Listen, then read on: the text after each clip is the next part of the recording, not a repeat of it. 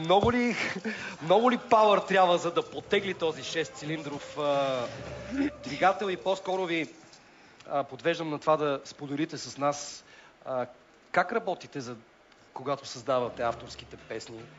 Кой измисля композициите? Този въпрос най-много го обичам. Кое? Този въпрос най-много го обичам. Този е важен. Няма как да минем без него. В смисъл, знаете, че за много хора кухнята на това как се създават нещата е много важна и затова ви питам. Доста от парчетата всъщност се получават абсолютно спонтанно, докато свириме на репетиция. От последните две парчета, които убихме, се получиха точно така. Абсолютно спонтанно. Бяхме идеи на различни идеи. Един дава един мотив, други втори. Така ги съчетаваме, примерно да можем, самите мотиви дали се съчетават и в какъв Тоест ред, заедно творите. Това е една обща творческа да. атмосфера, в която наслагвате различните партии на отделни инструменти, колена, къде да се свърши, къде да се продължи, а върху текстовете кой мисли и те след това ли идват, сигурно? Предимно Иван. По принцип идват след това, да. Усещаме емоцията от музиката и в общи ли текста в общи ли се получава. Тоест нямаш притеснение за текста, абсолютно. заставаш и за Абсолютно. лириката ти се подрежда в общи линии, да. в главата. Добре, за какво се пее във вашите песни? Какви са темите, които обичате да включвате? Или това е несъзнателен процес? Малко като критик ви разпитвам, ама то е интересно за хората. Несъзнателен, но в общи линии засягаме повече социални теми и от време на време емоции скрити вътре в нас. И просто ги изразяваме. Ми се струва, че е някаква рефлексия, отражение от реалността, от това, което изпитваме, от това, което ни се случва. И смесено с нашите емоции, това как се чувстваме ние за тази реалност. В цялата тази ситуация. Да, в момента звучи Флойд, една от моите любими. И моите на всички любими банди. Добре, каква е съвременната аудитория? Пред кого свирите? За кого правите вашата музика? Аз знам, че и вашия стил, въобще твърдата музика в България има доста сериозни фенове. Слава Богу. Как ги виждате? Какви са очите им? За какво си говорите с тях? Малко, но искрени. С две думи бих ги определил така. Като цяло не съм много феновете, поне лично.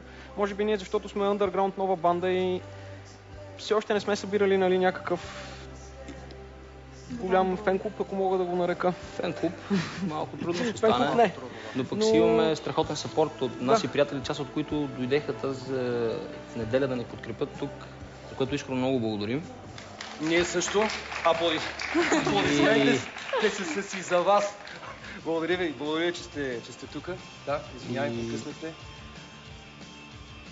В общи линии не можем в никакъв случай да се оплачем от съпорт, от приятели и от фенове. До сега, когато и да сме свирили, винаги е имало емоция. Кога има повече хора, кога не е толкова, но винаги е приятно.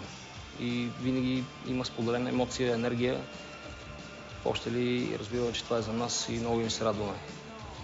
Ние разсъждавахме много с вашите приятели, с които се срещахме през седмицата, за това къде е границата между андерграунда, между сцената, която е дълбоко в клубовете, в много близък контакт с феновете, с публиката и къде преминава вече в едно по-комерциално представяне, може и на същия стил. Вие мислили сте за това или още ви е далече, още искате да свирите и да творите предимно? Предимно това е идеята за сега. Може би ще се помислим. Всеки творец, ако мога така да се изкажа, иска да продава своето изкуство. Абсолютно, максимум. Още не искаме да го представяме на хората и да го приемат.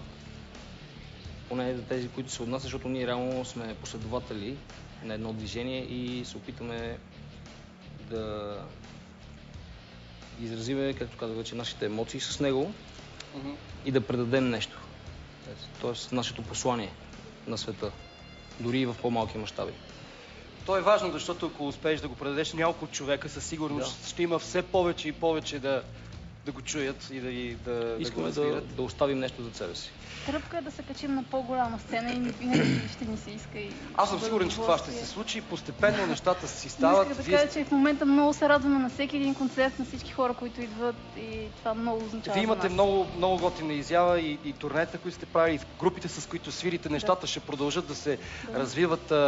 Сигурен съм, след малко наистина ще продължим да си говорим и за българската метал сцена, но ето какво коментирахме с вашите колеги през седмицата.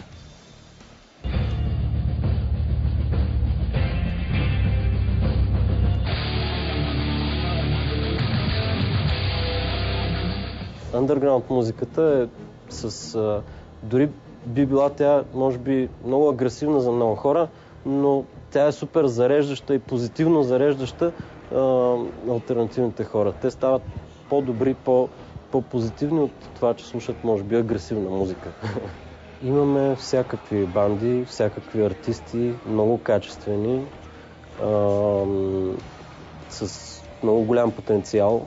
100% групата, която е Открил. Те са 100% група, която ако излезе на голяма сцена, няма да отстъпва на нито една от световните групи. Разбира се, има още много. Има сега Project Arcadius, нова група, които свират прогресив, heavy metal. Трябва помислено, поне 10 групи има в България, които са достойни да бъдат извън България. Голяма част от артистите трябва да скъсат с американската мечта. С това да бъдат оценени от голяма компания и да ги направят големи звезди. Това нещо просто трябва да изчезне. Те трябва да правят това нещо, което извира от сърцата им, а не да се съобразяват с... В България публиката е такава, че не можеш да се правиш на артист. Да играеш, че си артист. Ти трябва да си истински, да си откровен изцяло. Трябва да, както един мой приятел обича да казва, да си дръпнеш шалтера. И това е. Повечето български групи, публиката е от приятели и познати. Идват както млади хора, така и по-възрастни. В смисъл, разчупили се нещата, което мен лично много ме кефи. Много пъти идва човек с костюм, казва здрасти, откъснахте ми главата. Друг път идва най-безобразен панкар, който се търкаля също. Като цяло българския фен не съпортва български групи. Това е тенденцията в България. За съжаление, май. Да, за съжаление. Ние свириме и се стараем да направим албума, който в момента се опитваме да спестим пари, за да го запишеме. Той е готов като материал, но все още работим над него. И над финансирането му. За един албум се изискват около 3-4 хиляди лева, които по принцип не са най-лесно достижимите пари тук. Няма една цялостна действаща система, т.е. съвсем нормално е за една група, когато има дадености, да бъде забелязана, съответно да бъде подпомогната, нейният продукт да бъде издаден, съответно тази група да има своите шоута. Тук нещата не следват този естествен ред и се налага малко по-нашенски всяка коза на свой крак, всеки да се спасява по-отделно. И в тази връзка просто въобще съвета ми към хора, които тепърва започват, млади момчета, момичета, колкото могат сами да влизат в нещата. И в звукозаписа, и в въобще цялостното представяне на бандата. Просто в нашите условия май това е начинът, който върши работа. Когато дойдат дебелите чичковци с въртовръзките, сложат куфърчето с парите на масата и когато се наложи една група да продължи след третия си албум да прави музика цял живот еднаква, като това, което са правили, когато са били млади, вдъхновени и енергични и силни. Тогава нещата се развалят. А за какво си мечтае един млад, талантлив музикант, учител по китара? Може би за реализация извън България. Това е 100%. Мислиш да се реализираш извън България? Да. Мислил ли си къде? Сега плана е в Швеция, но ще видим. Всичко е въпрос на късмет и защото никъде не е толкова лесно. Нали? Излизаме от някаква държава в България и идваме там. И там, където вече топлата вода е открита. И... Да, а ние точно идваме. Здравейте. Режисьора си мечтае вече да не е менеджер. И си мечтае за, дай Боже, повече вдъхновение. Тоест, хубави групи с истинска музика. Да имаш музикален магазин в моя случай е една сбъдната мечта от едно време, когато нямаше инструментите, които исках